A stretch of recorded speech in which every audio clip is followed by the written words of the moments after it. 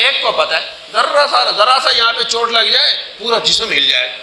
कहीं भी लग जाए जिस्म पर, नाखून एक निकल जाए छोटा सा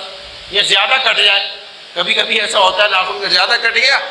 2-3 दिन तक जब तक वो भरेगा नहीं जख्म, बेचैनी रहेगा ना, तो उसमें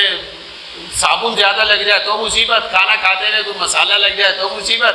वो शोरबा में ज्यादा आ जाए बिरयानी खाने तो अब तकलीफ।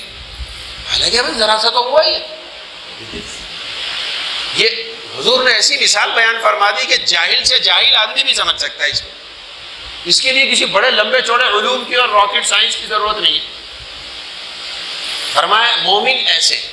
सारे मुसलमान भाई, चाहे वो एक इलाके में रहते हो, एक महल्ले में रहते हो, एक शहर में रहते हो,